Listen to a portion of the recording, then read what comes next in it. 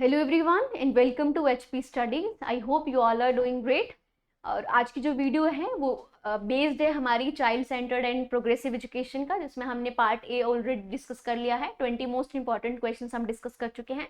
कुछ एक और क्वेश्चंस हैं जो आपके एग्जाम में पूछे गए हैं और उसी तरह के क्वेश्चंस बार बार रिपीट हुए हैं आपके एग्जाम से, तो चांसेस रहते हैं कि इसी तरह के क्वेश्चंस आपके एग्जाम में पूछे जाएंगे।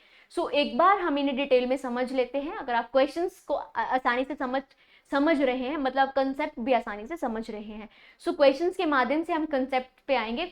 जो कुछ एक कंसेप्ट हैं जो हमने पहले समझ लिए हैं, अब क्वेश्चंस के माध्यम से कुछ और कंसेप्ट जो रहते हैं वो हम इन क्वेश्चंस में समझेंगे। क्वेश्चंस पे आए उससे पहले बता दूं, एचपीटीजीटी कमीशन आर्ट्स का 6th ऑनलाइन बैच 27 नवंबर से 40% ऑफ के साथ आपको मिल रहा है। जो भी एस्पिरेंट्स ये बैच लेना चाहते हैं, आप निम्बस करियर ऐप को डाउनलोड कीजिए, कोर्सेज सेक्शन में जाके आप इसे अवेल कर सकते हैं। आप कॉन्टैक्ट कर सकते हैं इस नंबर पे आप कॉन्टैक्ट करके अपनी क्वेरीज पूछ सकते हैं। अब जो कुछ क्वेश्चंस थे पार्ट 2 के वो हम अब डिस्कस करेंगे। 21st क्वेश्चन है हमारा, इन अ प्रोग्रेसिव क्लासरूम एक प्रगतिशील शिक्षा कैसी होती है, क्या रहना चाहिए।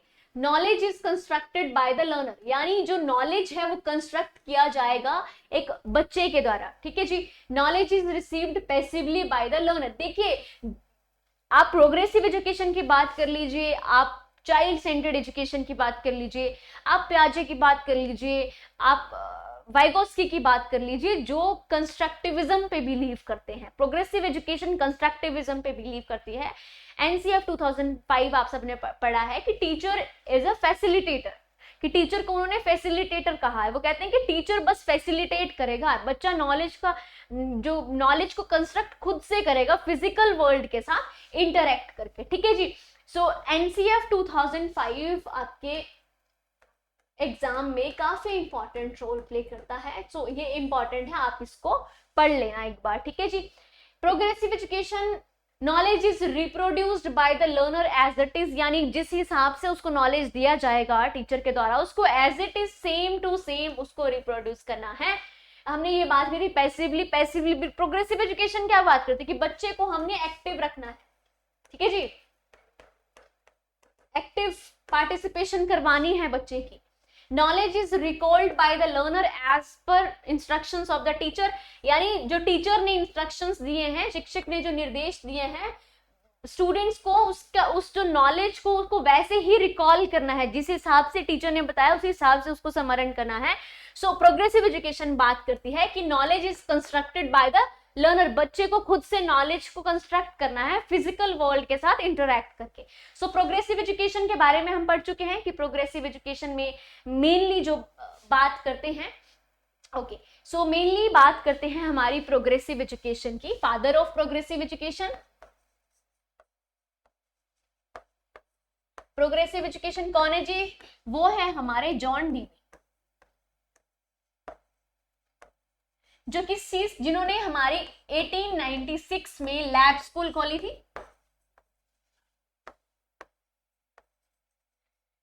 उनका मेन मोटिव क्या था? प्रोग्रेसिव एजुकेशन, कि हमें बच्चों को प्रगतिशील शिक्षा प्रदान करनी है। प्रोग्रेसिव एजुकेशन, ठीक है जी। अब प्रोग्रेसिव एजुकेशन किस पे बेस्ड होनी चाहिए? वो बेस्ड होनी चाहिए हमारी लर्निंग बाय डूइंग, कि बच्चा जो है हैंड्स ऑन एक्सपीरियंस होने चाहिए। बच्चा खुद से करके चीजें, वो खुद से प्रैक्टिस करके सीखे। बच्चों को प्रैक्टिकल करवाएं, बच्चों को जो उनके लिए करिकुलम सेट किया जाना चाहिए वो चाइल्ड सेंटर्ड बेस्ड होना चाहिए। बच्चों के आप कह सकते हैं कि उनकी इस आधार पर तैयार किया जाए कि हर एक बच्चा उसमें पार्टिसिपेट कर सके, क्योंकि आप सब जानते हैं न्यू एजुकेशन पॉलिसी में हमारा जो मेन फोकस है वो है हमारा इंक्लूसिव एजुकेशन पे। ठीक है जी, कि हर एक जो क्लासरूम में बच्चा बैठे, वो चाहे डिसेबल हो, डिसएडवांटेज सेक्शन हो, इम्पेयरमेंट से हो, कोई उसमें डेफिशिएंसी हो, कुछ भी हो, डिसेबिलिटी हो, एक क्लास में बैठ के पढ़ेगा। तो इस तरह से हमने उनका करिकुलम सेट कर देना है कि हर बच्चा उसमें पार्टिसिपेट कर पाए। अब हम बात कर रहे थे प्रोग्रेसिव एजुकेशन की। ठीक है, तो जॉन डीवी जो है वो समर्थन करते हैं प्रोग्रेसिव एजुकेशन का, और यही जो है समर्थन करते हैं हमारे चाइल्ड सेंटर्ड एजुकेशन का। ठीक है जी, चाइल्ड सेंटर्ड एजुकेशन को इसका जो समर्थन है वो भी करते हैं जॉन डीवी। तो मेन आपने याद रखना है कि जो लैब स्कूल खोली थी वो कहाँ पे खोली थी, हमारी खोली थी शिकागो में, जो यूएस में है, ठीक है जी। और 1896 में उन्होंने ये लैब स्कूल खोली थी। मेन फोकस था प्रोग्रेसिव एजुकेशन का। वो कहते थे कि बच्चे जो है वो लर्निंग बाय डूइंग, खुद से करके सीखते हैं, ठीक है, खुद के जो उनके एक्सपीरियंस है उसके आधार पर सीखते हैं। नेक्स्ट क्वेश्चन पे आते हैं। Learning by doing, discovery learning and collaborative learning are characteristics of a classroom. यानी बच्चे खुद से करके सीखते हैं, ठीक है जी। डिस्कवरी लर्निंग कि बच्चे कुछ नया नॉलेज को कंस्ट्रक्ट करते हैं, और कोलैबोरेटिव लर्निंग, अगर हम टीचर सेंट्रिक एजुकेशन की बात करते हैं तो टीचर सेंट्रिक एजुकेशन में क्या होता है कि टीचर एक जो है वो एक अगर एक टीचर है क्लास में तो सभी बच्चों को वो बराबर रखता है, ठीक है। अब कोलैबोरेटिव लर्निंग की बात नहीं होती है, कोऑपरेटिव लर्निंग की उसमें बात नहीं होती है।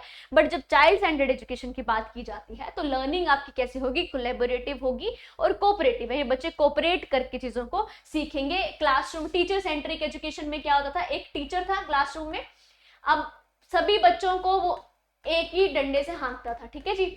ये क्लासरूम में बच्चे बैठे हैं, अब ये इंस्ट्रक्शंस जो जाएंगी सबके लिए सेम जाएगी, चाहे वो बच्चा तेज है या चाहे वो कम समझ रखता है, चाहे वो ज्यादा समझता है, पर उसको क्या है वो बराबरी से समझेगा।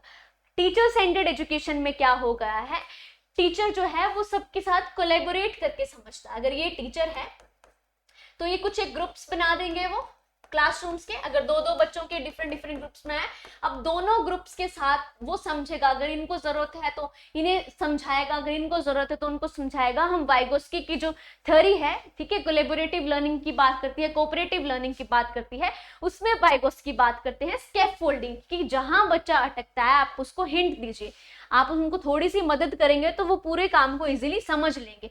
अब कौन सी ऐसे क्लासरूम होगा जहां पे learning by doing, discovery learning, collaborative learning की बात की जाएगी। बिहेवियरिस्ट, प्रोग्रेसिव, टीचर सेंटर्ड और पैसिव। देखिए पैसिव की तो बात ही नहीं की जाती है इसमें। पैसिवली क्या होता है कि बच्चा खुद से बाहर से कहीं पे भी सीख रहा है।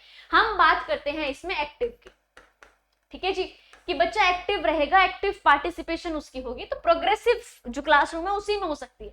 टीचर सेंटर की बात ही नहीं करते हैं प्रोग्रेसिव एजुकेशन, ठीक है जी। सो इस तरह की जो लर्निंग बाय डूइंग, खुद से करेगा, डिस्कवरी करेगा नई चीजों को, कोलैबोरेट करके सीखेगा, तो आंसर हमारा हो जाएगा प्रोग्रेसिव एजुकेशन, ठीक है जी, प्रगतिशील शिक्षा जिसको कहा जाता है। The child centred education involve, जो बाल केंद्रित शिक्षा है उसमें क्या चीजें शामिल है, क्या चीजें इन्वॉल्व की जाती हैं। Hands on activities for kids, यानी बच्चों के लिए खुद से जो एक्टिविटीज करके सीखता है वो चाइल्ड सेंटर्ड एजुकेशन में शामिल होती है। Children sitting in a corner, बच्चे जो है एक ही कॉर्नर में वो बैठ जाते हैं, ठीक है, एक ही कॉर्नर में बैठे हैं, तो चाइल्ड सेंटर्ड एजुकेशन में उनको काउंट नहीं किया जाएगा। चाइल्ड सेंटर्ड एजुकेशन में मेनली आएगा बच्चे जहां खुद से एक्टिविटीज करके सीखेंगे। लर्निंग इन रिस्ट्रिक्टेड, एक रिस्ट्रिक्टेड इन्वायरमेंट, प्रतिबंध लगा दिया आपने कि इसी इन्वायरमेंट के बीच में आप सीखेंगे, बिल्कुल नहीं सीख सकते हैं। Activities that do not include play, यानी आप ठीक है कोई एक्टिविटीज नहीं करवाएंगे, कोई प्ले ही नहीं करवाना है। Progressive education, child centred education में जो करिकुलम तैयार किया जाता है उसी करिकुलम में चाहे आपका सिलेबस आ जाए, को करिकुलर एक्टिविटीज आ जाए, गेम्स आ जाए, चाइल्ड को मद्देनजर रख के बनाया जाएगा कि बच्चे को सेंटर में रखा जाएगा। तो hands on activities for kids हमारा राइट आंसर हो जाएगा, ठीक है जी। सो ये था हमारा 23rd क्वेश्चन। नेक्स्ट क्वेश्चन पे आते हैं। लर्नर सेंटर्ड अप्रोच इन्वॉल्व्स, यानी जो लर्नर सेंटर्ड होगी, यानी ठीक है बाल केंद्रित और लर्नर सेंटर्ड एक ही बात है। क्वेश्चन अगर आएगा तो चीजों को समझ के करना है। Methods where learner own initiative and efforts are involved in learning, यानी बाल केंद्रित शिक्षा जो है वो उनसे शामिल होती है कि इस तरह के मेथड्स बनाने हैं जहां पे बच्चों के खुद के इनिशिएटिव और एफर्ट्स इंक्लूड हो, ठीक है जी, खुद के इनिशिएटिव और मेथड इंक्लूड होने चाहिए। Teacher drawing conclusion for the learners, यानी शिक्षकों, टीचर्स जो है वो खुद से ही कंक्लूड को ड्रॉ करेंगे, लर्नर सेंटर्ड में ये शामिल नहीं होता है। ट्रेडिशनल इंस्ट्रक्शंस मेथड की, ठीक है, ट्रेडिशनल इंस्ट्रक्शंस बता दी आपने कि ठीक है ब्लैक बोर्ड पे लिखा है, आप खुद से लिख लीजिए, एक बार ही टीचर ने इंस्ट्रक्शंस दे दी वही फुल होनी चाहिए, कोई कोऑपरेटिव लर्निंग नहीं है, कोई कोलैबोरेटिव लर्निंग नहीं है। सो methods in which text book is centre of learning, यानी जिसमें ऐसे मेथड्स बना देने हैं जिसमें क्या है टेक्स्ट बुक सेंटर में होनी चाहिए, कि बुक्स में जो लिखा है वही बस फाइनलाइज कर दो। बिल्कुल नहीं, लर्नर सेंटर्ड अप्रोच फॉलो करती है कि इस तरह के मेथड्स हमें तैयार करने हैं जिसमें हमें लर्नर के इनिशिएटिव और एफर्ट्स को इन्वॉल्व किया जाए। अगर हम उनके इनिशिएटिव को समझेंगे, उनके जो एफर्ट्स हैं उनको समझेंगे तो बच्चे की लर्निंग बहुत ज्यादा अच्छी होगी. So learner centered approach involved methods where learners own initiatives and efforts are involved in learning.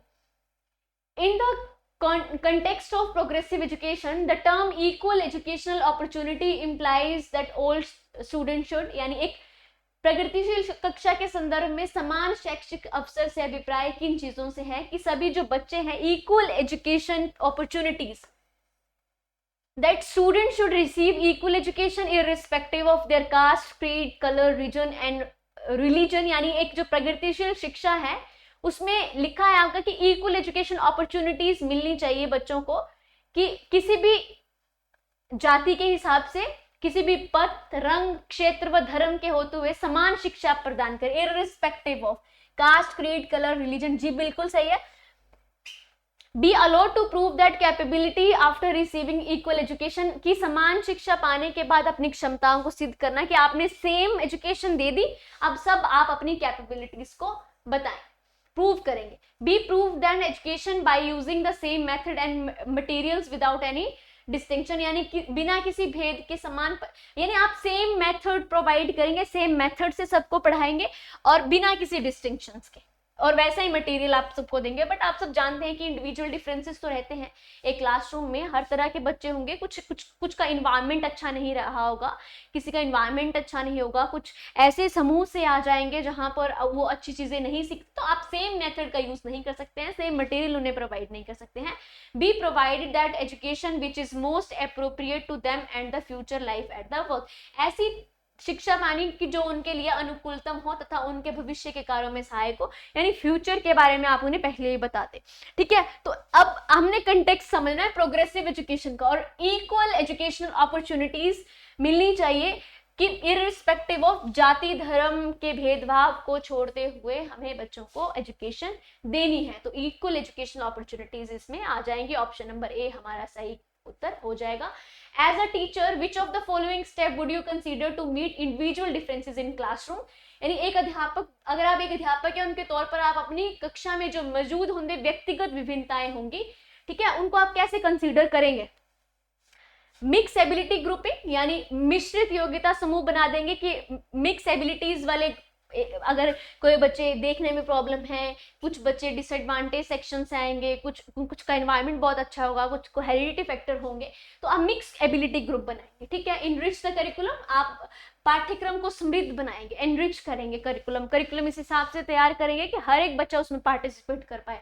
Adopting child centred method of teaching, आप चाइल्ड बच्चों पर आधारित आप क्या करेंगे, ऐसे मेथड्स बनाएंगे जिसमें हर एक बच्चा जो है वो पार्टिसिपेट कर पाए. लेबलिंग ऑफ स्टूडेंट, लेबल कभी नहीं करना है. आपने कोई कास्ट, कलर, क्रीड, किसी के भी रिलीजन, किसी ग्रुप के आधार पर हमने लेबलिंग नहीं करनी है. ऑप्शन नंबर ए, बी, 1, 2, 3 आपके सही हो जाएंगे, बट फोर्थ गलत हो जाएगा. सो राइट आंसर हमारा कौन सा हो जाएगा जिसमें हमारा फोर्थ गलत है. सो कट करेंगे, फोर्थ नहीं है, थर्ड भी हमारा सही है, तो 1, 2, 3 हमारा सही हो जाएगा. Option number B is the right.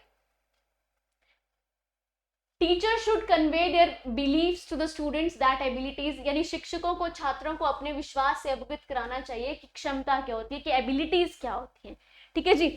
So uncontrollable, fixed, incremental, entirely dependent on external factor.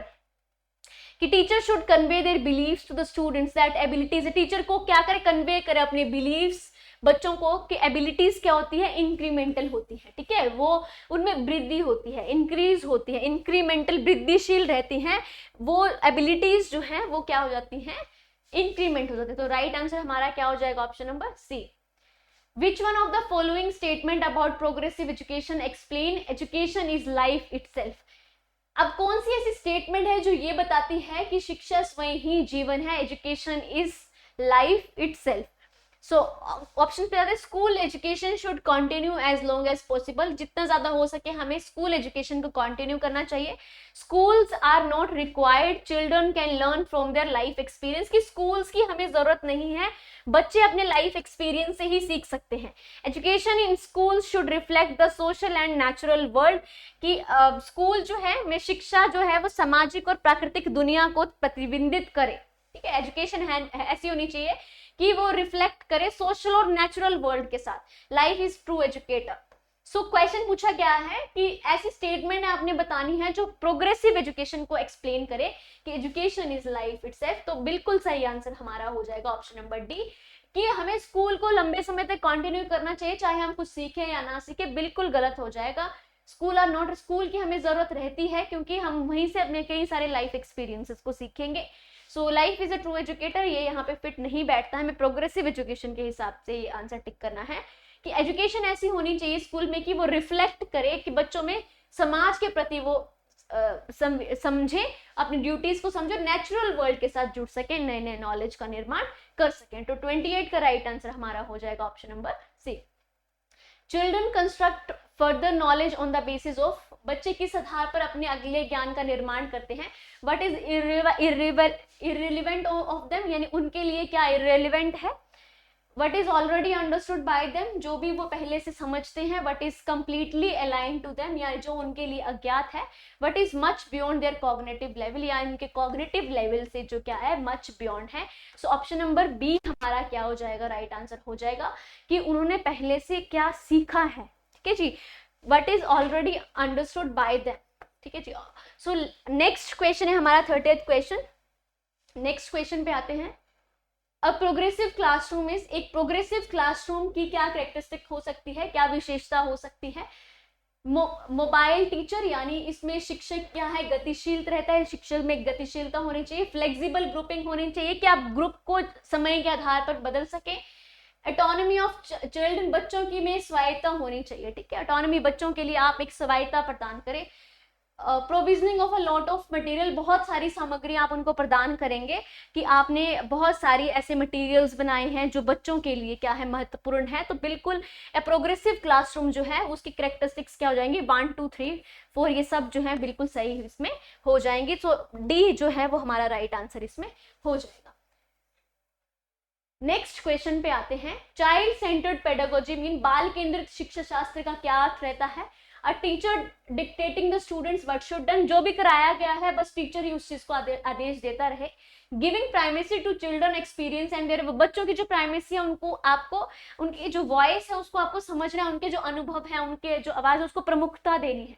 बिल्कुल चाइल्ड सेंटर्ड पेडागोजी तैयारी इसलिए की जाती है जिसमें बच्चों को केंद्र में रखा जाता है। ठीक है, enabling the children to follow prescribed information, यानी जो भी आप इनेबल कर दें चिल्ड्रन को कि जो प्रिस्क्राइब्ड इंफॉर्मेशन है बस उसी को ही वो समझे।